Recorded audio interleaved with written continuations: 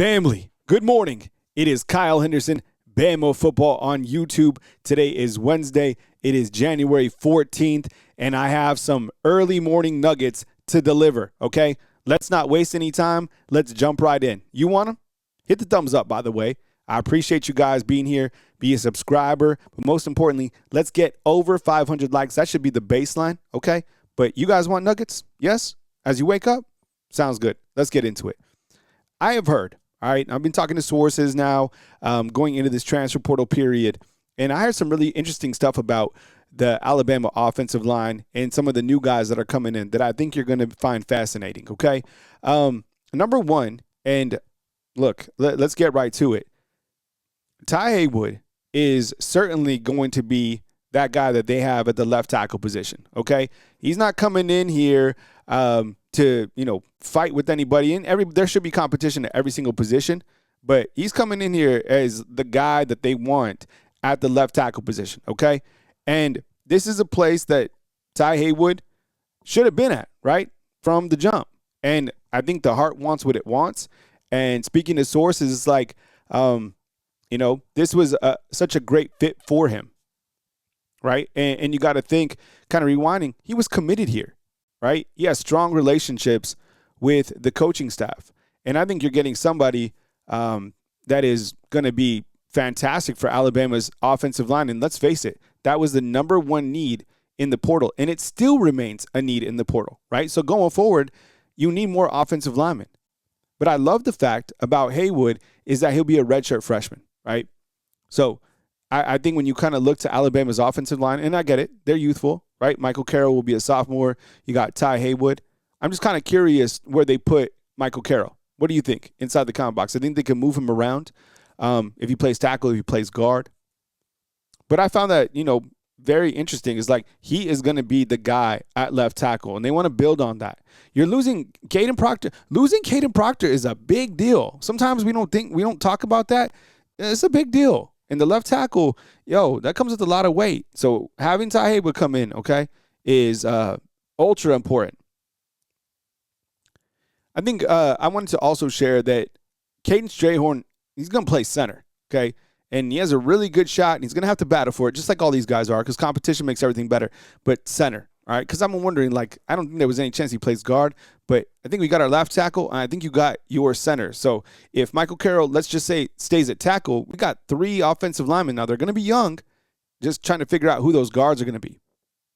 We also got Jackson Lloyd, Will Sanders, right? Maybe Will Sanders out at right tackle, slide in Michael Carroll. Interesting to think about. I was talking to another source, though, just kind of about Alabama football overall. And I was like, is the brand still, what the brand is to people? Because I think a lot of people see the portal, and if you don't get a guy, Bama's broke. Bama's not what it used to be. Bama isn't the standard anymore. All this sort of stuff that you see on the outside, right? Transfer portal guys leaving. It's because they don't want to be, here. They're chasing whatever. And this particular source was like, look, Bama and the way that they view Bama, right, is still the same Bama that it's been, right? And they were very adamant that this place is the place that can still develop players to go into the NFL, okay? I spoke to another source, okay, that was talking about Kalen DeBoer as a recruiter. And sometimes I feel because Courtney Morgan is the GM, and he does an amazing job, right? He's in charge of all this roster management. Can you imagine how busy that man is, right? But this particular source told me that Kalen DeBoer is a fantastic recruiter. And no nonsense, very straight to the point, very honest. He's someone that you can automatically trust. And that matters, right? I love that. And I feel sometimes that Kalen DeBoer doesn't get enough credit for recruiting. And you look at the last couple of years, and recruiting is building foundational pieces, right? He's done a great job in doing that. Now, I'm curious to see, because now we're in a whole different transfer portal world. The transfer portal is always different timings. There was times where there was 2 transfer portals. Now it's just one big window. How is the staff going to build? And we're going to talk about that. And you know that they have 12 in the tank. Have they landed some base hits? For sure. Have they landed like a home run? Well, I mean, it's up to you if you feel that Ty Haywood's a home run. I think that the staff is filling needs, and I think they have upgraded specifically in special teams. And if you're out there, yes, special teams is really important. You don't want an issue at kicker. You want more leg at the kicker position. You want a punter that can show consistency in performance. You want a long snapper. You don't want to deal with special teams issues, okay? The other thing that I did find out too, and, a lot of people have been, kind of asking about this, and I want to hear your take. Coach Kapilovic is still very active in the recruiting scene.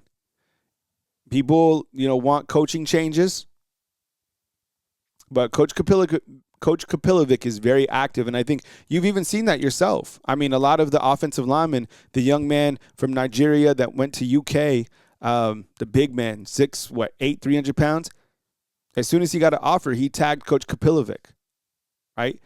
And you got to think, a lot of these coaches maintain relationships. They're about relationships.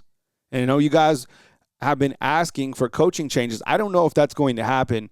DeBoer's not going anywhere. Grubb's not going anywhere. And I don't know if any of the other guys are going places. I know that's your biggest question, but I can't answer that right now. But the only thing that I could tell you is fact that those guys are still recruiting, okay? So those are your nuggets. I think those are good nuggets to chew on, right? And I think if you consume those nuggets, you understand that, like, the offensive line is being addressed.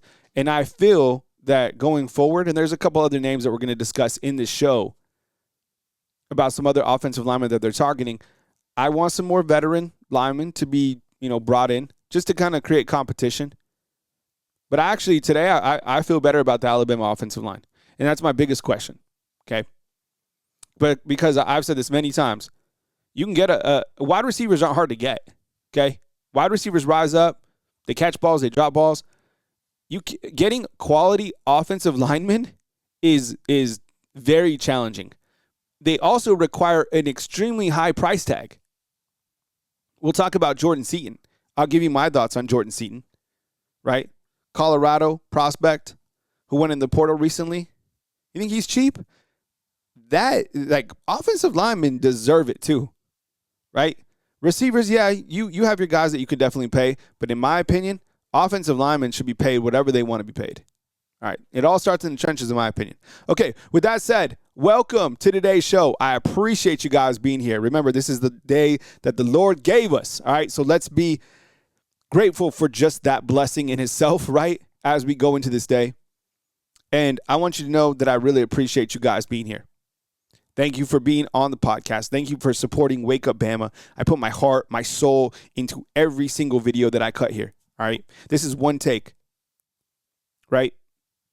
I don't edit it. It's just one take. I try to knock it out so I can just deliver the best that I can.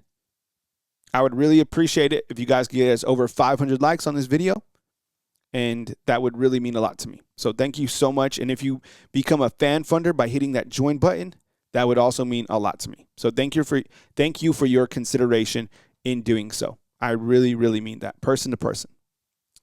Okay. Segment 2. You know what the transfer portal is?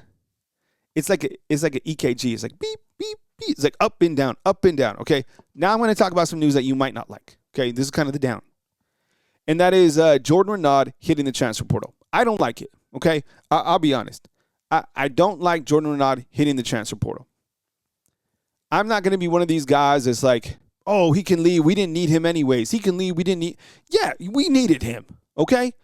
Just like we needed Keon Keeley. I'm going to stand on that mountain. I don't know if there's other people out there that are saying that Keon Keeley was. I completely disagree. That man was just about to, he's about to hit his apex pretty soon. I think he's going to be a fantastic addition for Notre Dame. And to be honest, I think that Keon Keeley is very similar to Jordan Renaud. That's why when Keon left, I was bummed out about it. But I was like, you still got Jordan Renaud. We straight. He left on Tuesday, and I'm like, whoa. So what does it mean, right? Well, it means your Bandit position players look like this. LT Overton, gone. Eligibility, right? Keon Keeley, transfer portal. And now Jordan Renaud, transfer portal. So you're like, well, who's back there? Fatoa Henry, who didn't play, right? last year. And then after that, I guess Nolan Wilson, the freshman. Yeah, so now talking needs, you need a Bandit to come over. And I guess you could add in Caleb Smith there. I'm going to talk about him in just a minute. He committed from Washington, originally from Birmingham. So let's say there's 3 Bandit players. But as I've said many times, what made Alabama's defense so good last year is the fact that they had depth. Guy went out, boom, just swapping another guy equally as good. LT went out. Did you see a huge drop? No, because Keon Keeley came in. Boom. Jordan Renaud was playing a lot too, right? Jordan Renaud played in almost 300 snaps. I think he played more than Keeley. So I think that's a loss. Maybe they can get him to come out of the portal. You know how it is. You go into the portal. Maybe they come back. I have no idea. I would like for him to come back. How do you feel about it? Do you think it's a loss? Because I asked, we had a live show on Tuesday afternoon. I was kind of polling the people, and to my surprise, I think it was like 54% said it's not a big loss. I feel it's a loss. I'm kind of in that other group. But I'd like to hear from you inside the comment box. Do you feel that it's a loss losing Jordan Renaud? Yes or no? Sound off inside the comment box. I think what it means going forward, too, is you have 0 experience at that position. I will say, if you want some homework, if you're into film and watching film, watch Fatoa Henry's highlight reel. You will be very impressed, and you'll kind of wonder to yourself, you're like, why didn't this dude play more? That's how deep Alabama was at that Bandit position, okay? And, yes, the roster isn't set today. That's one thing that you have to remember is, like, this isn't the final roster as of January 14th. There's still moving parts. Right? But as of today, if Alabama played a game on Saturday, yikes. All right. Segment 3, Alabama landed Caleb Smith. Okay. He was at Washington, but he's from Alabama. Actually from Birmingham, right? You guys know Parker High School, right?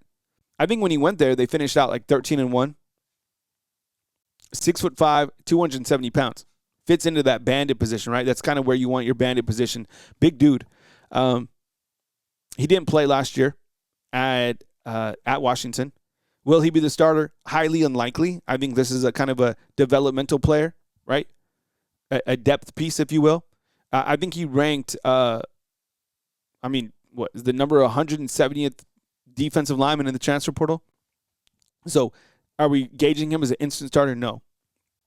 And you're going to love this. If it doesn't work out for him at the Bandit position, he also played tight end in high school.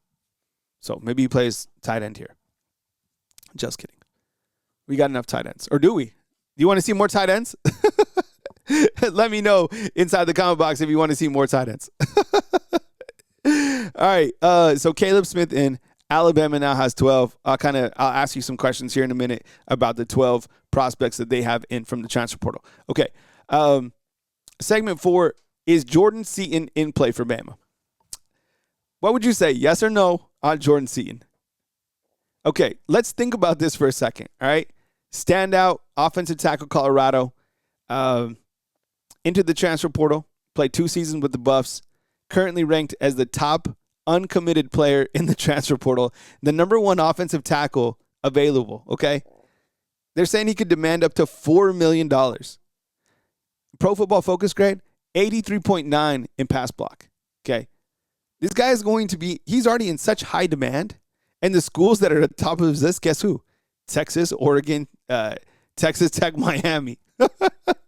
So do I think Bama's in play here? Realistically, no. If you were really going to throw that, if you had that money and you could really make a run at $4 million for Jordan Seaton, would I go all in for 1 year for Seaton? Yeah, I would. I know it's crazy because I like to be financially responsible, but I also like to look, this is really, Jordan Seaton, he's a guy. You imagine having him at right tackle. Just think about this. Jordan Seaton, right tackle, Ty Haywood, left tackle, Michael Carroll, right guard, Kane Strayhorn, center. You get a veteran or you have Will Sanders at left guard. Yeah, we're cooking. We better be able to run the ball. Right? So Yeah, I mean, do you throw your hat on in and send an offer for $4 million? I guess so. I don't think it's realistic, but I wouldn't be mad about it, like going all in for somebody like this. What about you? Sound off inside the comment box. I mean, I'm telling you, pay offensive tackles whatever they want. They are critical. And getting a quality one that can stay healthy and perform at this level, like it's rare. All right. Okay. A couple more names to know, including some offensive linemen. These names are kind of floating out there that Alabama has targeted, right? You got Ethan Fields. This is a name kind of watching. Ole Miss, big boy, 6'4", 330 pounds. I believe he'll be a redshirt sophomore, so that'd be a little bit older than the guys we got.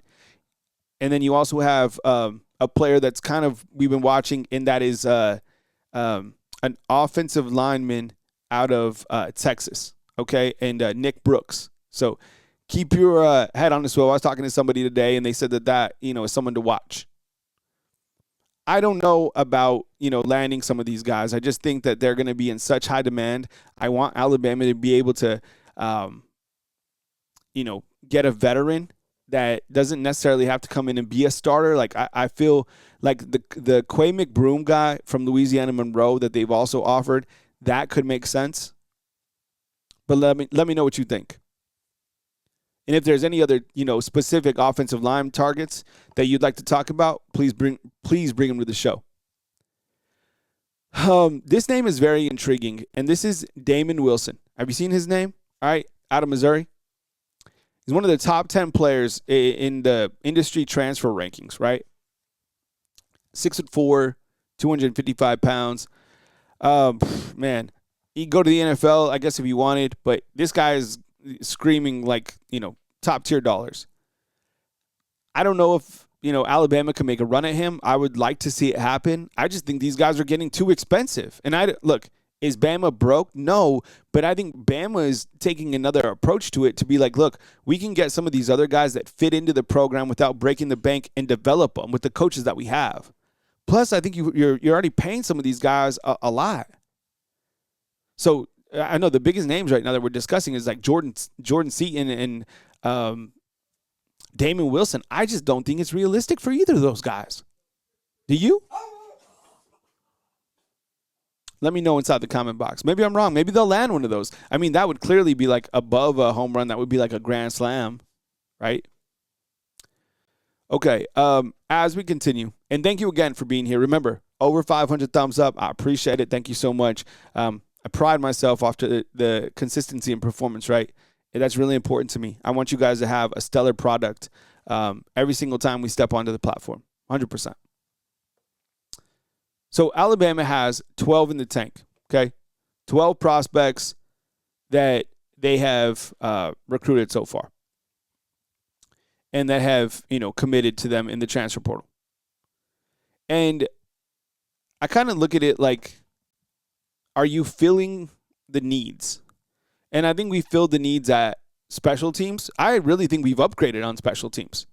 You got your kicker, you got your punter, you got your long snapper. Great.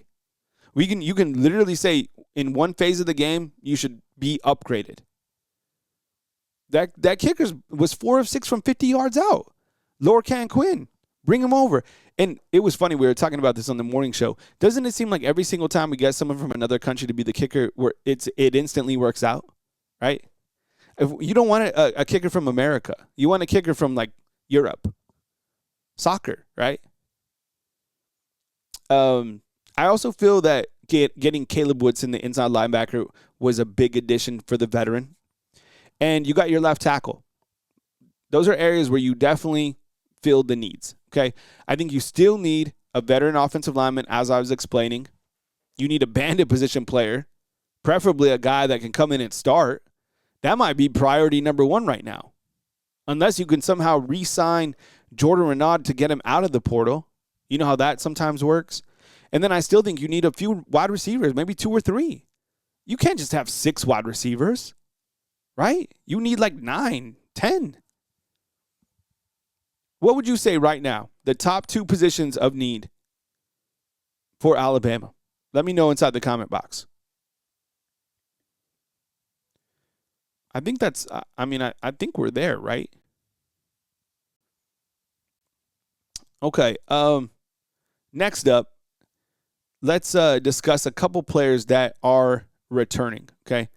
Some announcements have been made. Dre Kirkpatrick is returning, right? And Zay Mincy.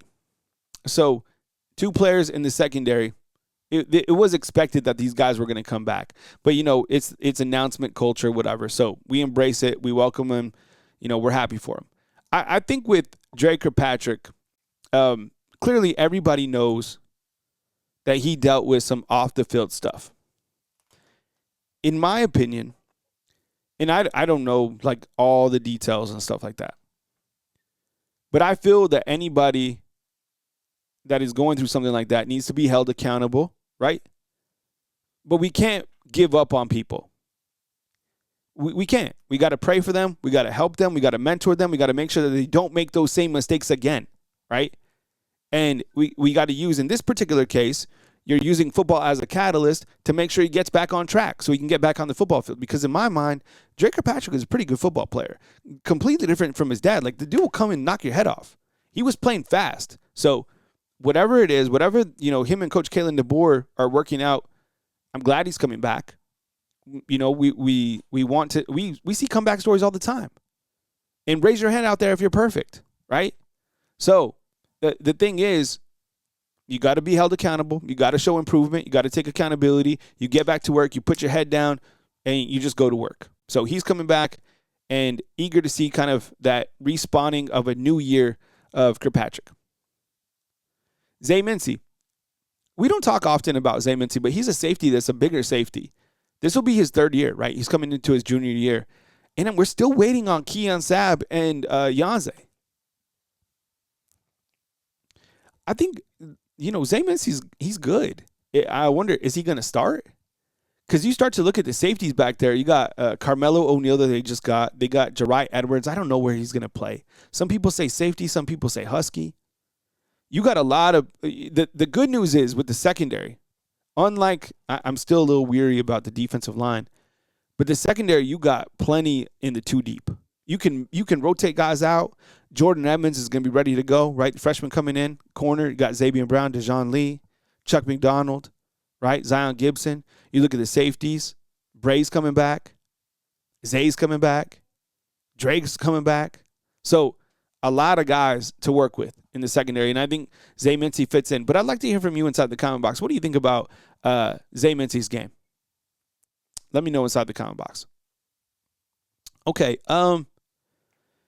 couple more things to discuss before we get to the call-in portion. And wanted to discuss, did you see this bidding war with Ty Simpson? Man, it is absolutely crazy what happened with Ty Simpson after he declared for the NFL draft, right? So Chris Lowe has a great interview on this. You should check it out.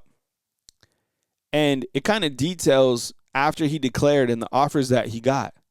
And it says the first offer that he got was for $4 million. And I think it was from either Ole Miss or from Tennessee or Miami or all three at the same time. Then it turned to $5 million. Then Miami came. Well, I think it was Tennessee that said we can go as high as $5 million. And then Miami came to the party and like, we will give you $6.5 million to come over here. And the other schools were like out at this point in time, right? And the article states that Ty Simpson, man of faith, which we love, and he said that he spoke with his parents and he prayed on it. And his parents says, and I quote, this is from the article, it says, I remember my parents telling me that $6 million was more than they have made the entire time that they've been married, right? But they wanted him to be happy. And, man, it's hard not to just love Ty Simpson, right? It's like, we're talking on the line, Jay from Florence, and he was like, I think it even might be in this call-in segment that's coming up next. And I'm like, what would you do? Would you take it? And he was like, hell yeah, I'd take it. I got kids. I got 4 kids or 6. Did he say 6 kids or 4 kids? Jay, do you have 4 or 6 kids? Let us know. Yo, I get it. Groceries. Ty wants to go to the NFL. He feels he's ready to go to the NFL. And I think, like, deep down, while these other schools are offering him, like, we spoke about this whenever he first declared about loyalty. I honestly think that he doesn't want to play for another university because he's just Roll Tide. And that's just, like, that's him. And you got to respect that. I mean, look, I fully thought he'd go to the NFL. I was like, there's no way he transfers.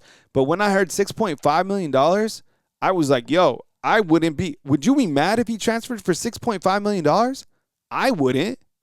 I'd be like, man, congratulations, bro. Like, because you get 6.5 and then, you go into the NFL, probably a first-round draft pick, increase your stock. Who knows? Wow. 6.5. So, yeah, check out that article. It's really interesting. Okay. How about some transfer portal craziness, right? Okay. TJ Finley.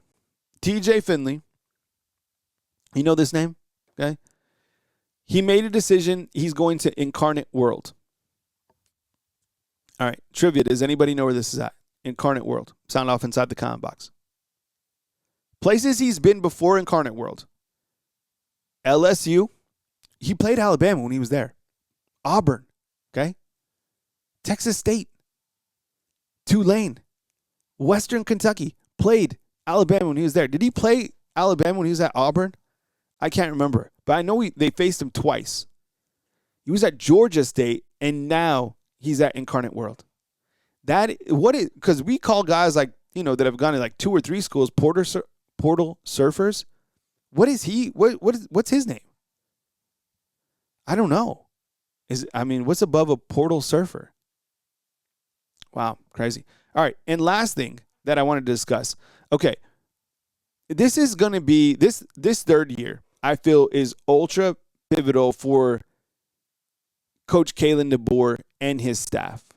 I think this is a big year. And the reason I say that is because most of the team is now DeBoer's guys. There's only a handful of players that were recruited by Saban, okay? So you got Connor Talty, right? Yanzi Pierre, Edric Hill, Bray Hubbard, Danny Lewis, and then Ja Latham. So 1, 2, 3, 4, 5, 6. 6 guys. And that's kind of, Saban's final class was in 2026, right? The seniors. So that's wild to think. So this is now DeBoer's team. And I keep on saying this too. This is now DeBoer and Grubb's quarterback. There's no more guy that was recruited by Saban playing the quarterback position. This is the guys that you recruited to fit your system. These are the running backs that you recruited to fit your system. These are the wide receivers that you have, right? The offensive linemen that you're getting from the portal, a complete new offensive line. These are your guys with your offensive line coach. This is your defense, Kane Womack, with your guys. It's wild to sit back and kind of think about that, because I think sometimes in the back of your mind, you're like, well, they're Saban guys. There's guys behind the scene. Not necessarily. It's all DeBoer. Now, there's a couple carryovers from the staff still, right? There's only 2 that have like major coaching titles. I think they're both associate head coaches, Freddie Roach and Robert Gillespie, right? Those are the guys that were here with Saban. And then, of course, the pillars are Jeff Allen and David Ballou, the strength and conditioning coach that were also here for Saban. So kind of like 4 spots. And I know there's maybe some support staff that was here with Saban, but you get what I'm saying? It's more and more DeBoer here in Tuscaloosa. Major year for the Crimson Tide. Hey, fam, if you like the podcast, at least my segment right here before I get to the call-in line, let me know inside the comment box. Make sure you hit the thumbs up, over 500. Think about becoming a fan funder. I appreciate your consideration. If you already are one, thank you so much. Coming up next, the call-in portion of Bama Football on YouTube. And thanks for watching. And Roll Tide, and we'll catch you live at 10 a.m. right here on Bama Football on YouTube. Hey, Jay, what's up, man? I appreciate you joining the show. Hey, good morning, Kyle. How you doing today? Good morning, brother. I appreciate it, man. Big news yesterday. So, it was Monster Monday, and, happy that we were able to cover it. A lot of guys coming in, man. But welcome to the show, man. Take it away. I do feel like in certain areas we are. We are replacing, but as far as first team goes, I do feel like we're upgrading. I do know we want to fire some of the coaches. Everybody mentioning Coach Cap. Yeah, Coach Kapilovic. Yeah. But nobody mentioned the special teams coach. Our special teams has been trash. But nobody mentioned him. Yeah, Jay Nunez. Yes, yeah. Nobody mentioned him at all. But I mean, he needs to be replaced too. What have our special team has done that had wowed anybody? Nothing.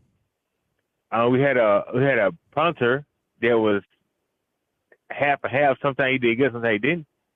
Tony Conti, I mean, he came on at the end of the season. He done pretty good. I mean, like you said, he won me over towards the end of the season. I can't say that. He made me proud. But my thing is, Kyle, I don't mind us getting any kid. But my thing is, when these players are not getting developed or not getting coached properly, it doesn't matter who we get. If they don't come in already developed, like a Jameer Gibbs came in developed already, yeah, like a Jameson Williams came in proven already, because since Nick Saban, who has been there? I know it's been 2 years now, but can DeBoer really develop the kids? So okay, let me ask you this too, Kyle. So with Washington, he had a lot of success. I know it's the Pac-12, but he had a lot of success with 3 stars, 4 stars. Mm-hmm. Kind of the same similar thing the Indiana's doing. Mm-hmm. He had success like that with 3 stars. Mm-hmm. And we all was excited when he came over here because we had a whole bunch of 5 stars and a whole bunch of superstars. But like, what in your mind would be the difference in, I guess, him? But he didn't recruit these players. Yeah. But that's how I got Kyle. I answer on the line, Kyle. I appreciate you, Kyle. I love you, Kyle. God's the greatest. All right, man. Take it easy, bro. That's Jay's sign out. He started this a while ago. He says God's the greatest, which is amazing. I love that. Jay, I think this, bro. Call line open 205-850-1994. We got 256 coming up next. And then now's a good time to call in, by the way. I think the biggest thing with Coach DeBoer, he had 3 stars, 4 stars at Washington. Why did that translate into success at Washington? And over here, has he been on the struggle bus? I mean, you look at the fact that he's won 20 games. You look at the fact that he's lost 8 games. The biggest thing is, and we're still, and DeBoer won those games, right, in a time before this new world of college football, right? We entered this new world of college football where there is so much more parity. And now with him being in the SEC, I think that has a lot to do with it. Just because the SEC is a gauntlet. That's what I'm saying. Like, it doesn't matter who Texas gets. Like, they're not just going to run over everybody, right? I don't think they're going to be next year's Indiana, are they? It takes a lot to kind of build on that cohesiveness, too. You can buy a team, but can you build that cohesiveness? I don't know. But I think a big reason is that DeBoer is battling in the SEC. I mean, he did reach the SEC championship game, which is still amazing to me, considering you really couldn't run the ball. And I think Lance is coming up, and he's like, DeBoer's inconsistent. I think so. And you look to last year, they were inconsistent. That was the biggest thing, that you didn't know where this team was going to be, but they still won games. Now, they were pretty injured by the end of the season, but they were completely healthy against Indiana and just got blown out, right? And I don't want to hear inside the comment box be like, well, Oregon got blown out too. You want to be that you want that to be the new standard? Be like, well, they got blown out, so we got blown out too. So we're, no, you equally as bad. 256. Hey, this is Lynn from Alabama, Hey, Lynn, welcome to the show. Jacksonville, Alabama. Hey, nice to meet you. I watch you every day, but I just hadn't called ever again. But I tell you what I want to think about is this right here, and you may not like this. I think we should get rid of the head coach. I'll just be honest with you. He's too powder puff. Mm-hmm. He's not a Saban, which we're not going to, I guess, ever find again. But I'm going to tell you something. Watching Indiana play, they are tough, and we couldn't be on the field with them. I mean, just to be honest, and I've been a fan since I was born, I guess. But, I like your show, and I like to hear what people say, but let's just hit it on the head and get rid of him. I don't know what it takes. And, Lane Kiffin was out there. He could have made Alabama into something. He wanted to come to Alabama. Everybody knew it. People don't like him because of whatever happened between he and Saban. Mm-hmm. But Saban's over. He's not coming back. Mm-hmm. And that's just how I feel. Mm-hmm. Lynn, let me ask you a question. When Sure. you're watching this Indiana team, right? You see kind of this Indiana team, and I think it reminds a lot of Alabama football fans of like teams from the past, but specifically talking about Cignetti. I think a lot of fans, they like the fact that Cignetti got madder and madder as the team was pulling away from Oregon, right? Is like, and that kind of reminded us Right. of that dog mentality. Is like, yo, just step on the throat until the game is over. Did that resonate with you as well as a fan? Like, you like Cignetti because of that? Yes. I don't like to give up. I mean, I saw it even with Saban where we would slack down, back off. But you can look at our defense even. Everybody talked about defense and all. It's not a great defense. Womack is not a great coach. So I don't particularly care for him. The offensive line sucked, and I'm sorry to say that, but it sucked. Ty could have probably been a lot better if we'd had somebody in front of him to keep him from getting in there. He couldn't even.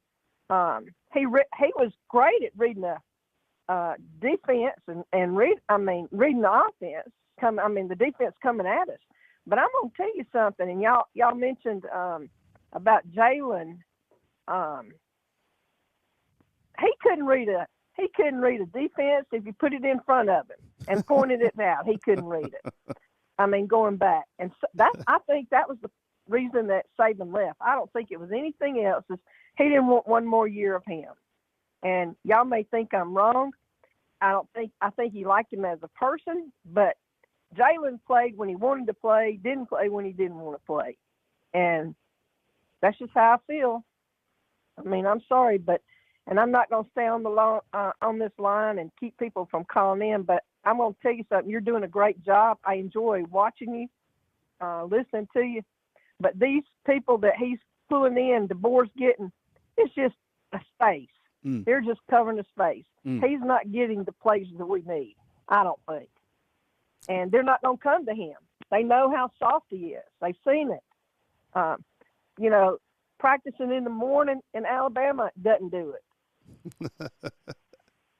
Thanks for the call, Lynn. I appreciate it. Thanks for supporting the show as well. Thank you, sir. Yep. Bye-bye. All right. Lynn with she's had it from up. She just went straight up top, all right, from the top rope.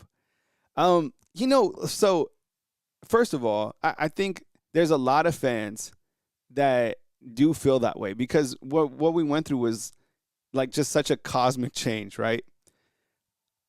I think that the way that I've seen it is surprisingly, because I'm like, you know how I am. Like I'm kind of more like Saban than DeBoer, right? But I do feel that I zoom out and he has taken steps forward, right? But this year is going to be critical if Alabama doesn't, make the SEC championship again. If they don't make, 11 or 12 games, if they can't commit to running the football, if they don't have a pass rush, and if we see the same things with Ryan Grubb. And I think that the closer Ryan Grubb stays to DeBoer, and if Grubb doesn't have a big jump forward, the seat's going to warm up because fans, I think that right now you're like, okay, 2 years, won 20 games, lost 8. We understand that there's more parity right now. But this next year, if Alabama, let's say, doesn't make the playoffs or wherever we're at, fans are going to be upset. They're going to start being like, okay, well, then you make changes. And the other thing is like 93% of you feel that there needs to be staff changes. And DeBoer hasn't done that. So fans want, take more steps forward. I mean, this is Alabama football. All right, 334. Hey, how you doing? Hey. This is Quentin. I have a 334 number. I'm from Montgomery originally, but I live in Northwest Arkansas. Okay, man. What's up, bro? I appreciate you. I appreciate you, bro. No problem. I tune in from time to time, but I think the fans just need to kind of calm down. One, DeBoer's trending similar to Saban. First year was kind of tough, 7-6 record. The following year fell short in the SEC championship. And the third year is when the roof came off. I think that if we kind of look at that, DeBoer's trending in the right direction. My second point is that DeBoer in year 3 is going to put everything together. First year, Nick Sheridan, he did a lot with the running game. The passing game was kind of faulty because of Jalen Milroe's ability to read the mid-range passes. Big arm can get down the field, but that was the fall when it comes to the offense the first year. Second year, we developed a mid-range game, and we had a long game prior to. You can see the difference between time the beginning of the season versus the middle and the end. So I think if he really wasn't like injured or like hurt, the game would have been a little bit different. But we didn't have a run game. So I think year 3, you'll see a difference because now DeBoer understands his weakness. He made a statement and said, hey, I see the difference between a playoff team and a national championship team. And that was after the loss against Indiana. So understanding that there has been a huge emphasis on the trenches. Third, I think the thing that's not being spoken about is even though everyone's criticizing Womack, I applaud him because from year 1 to year 2, you've seen the improvement when it came to stopping the run. And then also, too, when it came to stopping the run, the second year is much improved. Third year, I think the defense is going to be good, especially having Bray back there. Hopefully you get Sab and then have Yancey Pierre in front. So I think year 3, if everyone just remain positive, stay calm, understand that losing Smothers, even though it would have been nice to have him, you still got A.K. Deere. You still got Daniel Hill. You still have Kevin Rowley. Have we heard anything on Dre Washington? Jay Washington is out of eligibility, so he moves on. But either way, and then you got the coveted 5-star coming from Jackson. So, I think that if everyone just kind of pipe down a little bit, we'll be fine. I think the biggest improvement is getting a complementary piece for Lunzi, for Lottie, and for Ryan at receiver, getting Noah. So now you got a good rotation of 6, and add maybe like 1 or 2 more receivers. So I think we'll be fine next year. I think next year will be a national championship run in the year. To be honest, I mean you got 2 great quarterbacks. I feel like Austin Mack will more than likely get the start. But I think next year, if he doesn't provide the explosiveness and what they're looking for, I think there'll be much more. It'll be much more easier to pull him versus what they had with Ty, what they had Jalen. I think again that was that loyalty situation where you didn't want to upset the fan base, but also too you had to respect the fact that Ty was all Alabama. I mean, even when you look at the $6.5 million plus they're throwing at him right now to stay in school, he's still remaining loyal to Alabama, and just by going to the draft. So, those are my points. I appreciate your show. Between you and Coach Smook, I enjoy watching you all show. So stay up and continue to exercise and roll tide. All right, take it easy, Q. Have a good day, bro. Great call. Yeah, that was Q calling out of Montgomery, Northwest Arkansas. So yeah, great call. I think the biggest point that Q had for me was I think a lot of people forget about the defense, that they made big strides because of that last game against Indiana, right? Indiana's running through everybody, but collectively, what was the biggest issue last year with the defense? The biggest issue was that the defense couldn't stop the run, that you could get these long chunk yardage plays and you could run whenever you wanted against Alabama. All that changed this year. They took major steps forward. And then where they took phenomenal steps forward is as a secondary grew, they became fantastic. I mean, what they finished? Number 9 in the country? So, and I get it. You turn on the Indiana game, the secondaries, had a tough time. I mean, but those wide receivers that Indiana has and all of them are NFL wide receivers. Omar Jr., Surratt, and Charlie Becker. What are you going to do? But collectively, those guys did a great job. And I think it's Mo Lindquist, Kane Womack. Those guys did a great job with the defense. So now the focus kind of turns to offense, and I would imagine that's kind of where you want to see staff changes made, specifically with the offensive line, right? And if anything that you can agree with what Miss Lynn said calling in earlier in the program is the offensive line wasn't it. It wasn't dominating. It wasn't an offensive line from the past. And I think if I asked each one of you, where do changes need to be made, you would say offensive line coach. I think that's what everybody would say. 251. Hey, good morning. You're on the line with Kyle Henderson. Who am I on the line with, and where are you calling in from? Hey, this is Rusty from Gulf Shores. Hey, Rusty. Hey, man, just kind of follow. Hey, I think I agree with the other caller. I mean, I really only have two things to say. One of them is addressing your Wake Up Bama. You were talking about the portal versus recruiting versus like where you're putting your money at or wherever. Mm-hmm. I mean, I hate to say it. I think this is going to kind of really, really hurt the high school ranks. I mean, I think that a lot of these programs, if they're going to invest that kind of money, they're going to want some type of experience. You'll still get your outstanding 5 stars. But, I mean, I really don't think it's a safe bet anymore doing that. I think the money should be spent, like, looking at JUCO colleges or whatever. So that's kind of my first take on that. As far as our running game, I think the biggest problem that I saw with our running game this year is there's no lateral movement. I think that comes down on the offensive line coach. We didn't pull guards a lot. We'd put in a heavy set or we'd put in a tight end. And if you're not going to get creative on the line of scrimmage, and that's not like saying trick plays or anything like that, but like you're doing the trick plays with your skill players. I mean, maybe invest with like teaching your guards to pull a little bit more. That way you can go to a set, not throw a tight end in there, let your guard pull, and you're still accomplishing spreading the field. I mean, when you're bunching everybody in like that, they know that you're going to run, So anyway, dude, hey, that's my take. You're doing an outstanding job. Appreciate it. You have a blessed day. All right, take it easy, Rusty. I really appreciate the call. Thanks for calling in from Gulf Shores. I asked a poll question. Rusty made my ears perk up, and I was talking about it on the Wake Up Bama podcast as well. What is more important? And I get it. We're like in transfer portal combat right now, so it's like, get them all. I think now we've changed. I mean, I was laughing yesterday in 540 Major. We'll take your call in just a minute. I was laughing yesterday. I was like, we were getting mad about 5 stars, and we want like 3 stars from the transfer portal, right? Like proven guys that aren't going to cost that much. It's everything is changing. I mean, not only the parity in football and like Indiana playing for a championship, but like also how you build your roster. I mean, that's why Saban jumped out of the airplane. He saw this.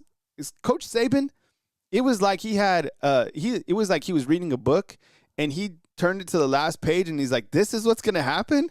He was like, and he just ejected out of the plane, right? He wasn't going to deal with this stuff. Would he have been competitive coaching? Of course. But dealing with where you're at right now, no way. And I think Alabama right now is going to have to switch gears. So this coming recruiting cycle, it'll be interesting to see what they do. I'm talking 27, 28. Like, do you go all in and spend $5 million, $4 million on these top-level prospects, or do you kind of position that out and get maybe 10 really good proven players that you have no idea if they're even in the portal yet, and just kind of save that money and then allocate it in the transfer portal so you can start to compete more with Texas, Oregon, Miami, whoever it is. And everybody's starting to do their thing. Like Texas, they just have more money. Miami's like, we're going to save all our money. We're just going to get the best transfer portal quarterback. Indiana, they're going to work with, kind of the 3- and 4-star underrated guys and build them up. What is Bama going to do? Bama can't continue to pay high school recruits whatever and just hope that they develop and they stay here. That doesn't exist anymore. And what's scary is you pay these high school recruits and they're here and they're getting paid and they're like, you know what? I'm not playing. I can go play somewhere else and I'm going to get more money. It's crazy. All right. We got Major. Major, what's up, hey, man? Kaya, how you doing? Good. Welcome to the show. I'm good. How about you? Good. Come on. I was listening to another lady that was talking. When Nick Saban retired, he was looking for a good coach, and he went to Kalen DeBoer. And he wins everywhere where he plays. Me and my dad were talking. I was afraid he was going to get fired this year. And I don't know. What do you think about it? About coach getting fired this past year? Like if he didn't win that Auburn game? Yeah. Yeah. I don't know. Let me ask the community. Do you think, fam, that Coach Kalen DeBoer would have been fired if he didn't win the Auburn game this season? I don't know. I kind of do. Do you guys think that? I don't know. I kind of think we were trending in that right direction because you would have missed the playoffs again. Yeah. And Nick Saban had to choose a coach, and why did he choose Kalen DeBoer? And you have to look at what Nick Saban did. What's that, Kyle? My bad. No, go ahead, man. Finish out. You have to look at what Nick Saban did for the past couple years he was coaching. He didn't win a lot of championships and stuff. Mm-hmm. Then when he get all these players, Alabama developed. So I wonder if he's gonna give another year. I think Kalen DeBoer is gonna be better next year, and see what they can do. If he's not better, I think they're gonna have to find a new coach. Because I don't think this is Alabama. Anything else you got, Major? Sir, that was it. Thank you for letting me join. All right, take it easy, man. Thanks for calling in. Yes, sir. Yes, sir. All right, Major calling in with the call, talking. He's I don't know. I'm asking the comment box, and a lot of you are actually saying no, that Coach Kalen DeBoer would not have been fired if they didn't win Auburn. I don't know, fam. I think that if they would have finished out, let's see, they would have been 8-4, missed the playoffs, played in some weird bowl game. I think there would have been more players that hit the transfer portal. I think it would have been way worse because look how much the brand took a hit by losing against Indiana, right? I think that I think he would have, but you know what? Veteran with a really good point. The players do really love Coach Kalen DeBoer, right? That's an interesting point, Veteran. I appreciate it, man. All right, it looks like 737. Hey, Mike, the connection's really terrible. It's like sounds super staticky. Call back again. 334. Hey, welcome to the program. I'm Kyle Henderson, who I'm online with, and where are you calling in from? I'm calling in from Dothan, Alabama. All right, and what was your name? Teron Reynolds. All right, what's up, Teron? Come with it, bro. Man, I watch your show all the time, and I love it, man. Y'all love your intel. I love everything you do for us Alabama fans, but I got one thing to say. We got to be, as fans, we got to be a little patient. I love what Kalen DeBoer is doing for our team. You make the playoffs your second year, everything is, we got to be a little patient. I know that beat down from Indiana put a sour taste in our mouth, but yeah. I think DeBoer is going to adjust. I really think he's going to adjust. I think with the offensive lineman we picked up from the portal, I think everything is finna be on point. So, Tyrone, we got to be a little patient. I appreciate the call. I have a question. Do you think it's because we're in the society of like right now. You know what I'm saying? Like Amazon, I want it right now. If it's not in my mailbox, I'm going online and complaining. It's like there's no more patience. And I think that is part of it. Also, the standard of Alabama is just like national championship where you're fired, which is crazy. Right. Even Coach Saban said that was crazy. And Pat McAfee was like, well, you created it. But, he did. Right? He definitely did. I know. So, okay, so Tyrone's calling about more patience for Coach. How do you feel about some of the coaching staff adjustments? Do you think there should be some adjustments there, or do you think that we should be more patient with like even somebody like as controversial right now as Ryan Grubb? How you seeing that, Tyrone? Well, we got to be a little bit more disciplined. So if they can't provide, if Grubb can't provide the discipline that we need, especially the standard we used to seeing, then I think DeBoer may need to reevaluate his staff, especially the offensive line coach. Now that was just that was atrocious. I don't know, man. I'm not used to an Alabama offensive line, giving up so many sacks. We can't run the football. Like that's not the Alabama standard.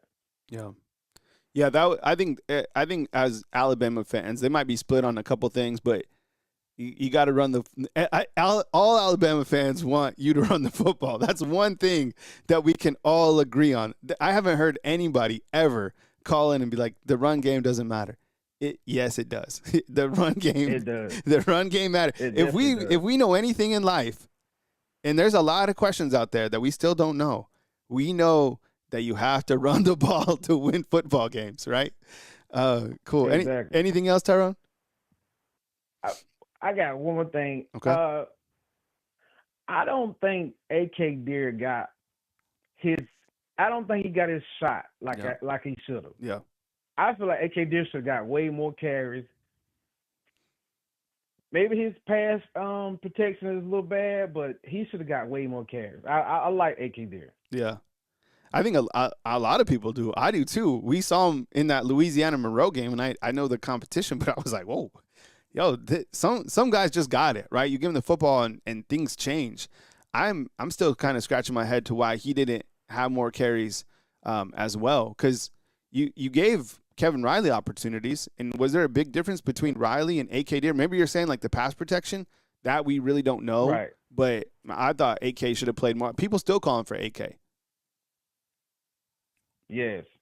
Now he runs hard, real hard, and he's fast, right? The few carries I've seen him, he runs hard. I know. That's why I thought like you got a guy like Hollywood who, look, his tape was great, but I was like, man, Kevin Riley and AK Deer are similar type backs. They just they're in development, but maybe this coming year we already have guys like that. So right, and they're already on the team. So anyways, all right, appreciate the call from Dothan, man. Appreciate it. Calling again. All right, thank you. Yep, see ya. Thank you. All right, let's see if we can take Mike. Hey, Mike, that sounds better, man. Welcome to the show. Good. Can you hear me now? Yeah, Good. much better. Kyle. Yeah, yeah.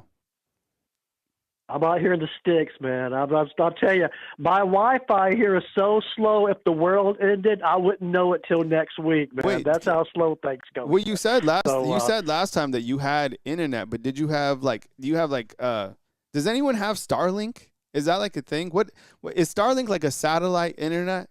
You just like can anybody subscribe to Starlink? I don't know.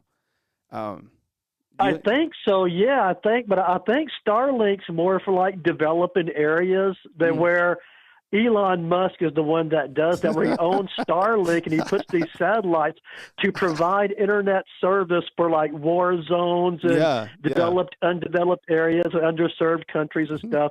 But no, here I have regular internet, man. But it might as well be 2 cups and a string. You know what I mean? That's how slow it is. But it's all good. I love it, dude. It's from Austin to here, man. It's day and night different, dude. Because it's just so peaceful here. But Kyle, I got to just say something real quick, man. Is this the new standard now, dude? If our coach doesn't win the national championship in 2 years, we want to fire him? Is that the new standard? Is that the standard? I mean, it kind of like this last guy said, Saban's or the guy before last, Saban's last 2 years, we struggled, man. We barely won a lot of them games. There's a reason he left. We struggled. So, but this is the deal. If our new standard is you got 2 years or you're fired, you know what that's going to get us, Kyle? We're going to be the new Auburn. That's what they do, man. They panic on their coaches every 2 or 3 years, and Mr. Yellowwood fires them. I mean, we got to be better, dude. And I got to remind people, man, we did finish number 1 regular season in the SEC. I know we got beat in the championship. We finished number 1 regular season SEC. We got the number 1 recruiting class in the SEC. And to answer your poll question, I think that, I don't know because I'm old school, but I think a recruiting base means more than portals. I think the recruits are your cake, the portal's the icing on top, the quarterback, the cherry on top, the skilled players, whatever. I'm still a believer you got to get the core of your team from the recruiting, which we are doing that. We got the number 1 recruiting class. But, Kyle, I tell you what, man, another thing, like you already know this, you've already mentioned this, other people have too. Saban's been around, been a coach of Alabama for 15, 18 years or whatever. Dude, people, that's all they know. Like me, and they expect national championships every year. And honestly, I became a spoiled Bama fan, where I did too. Every year I looked at our roster and I thought, yeah, we're going to win the national championship. We should be competing for it at least. But dude, all I know is this, man. If we're going to give our coach 2 years and fire him, we're going to be the next Auburn, dude. So we really got to watch out for that slippery slope. But as far as staff moves, now staffing coaches and getting new staff, that's the name of the game. Assistant coaches leave, assistant coaches show up, they get opportunities to produce something else. Yeah. They want. I believe that's the name of the game. So that can change. We need an offensive, line coach. Okay, so be it.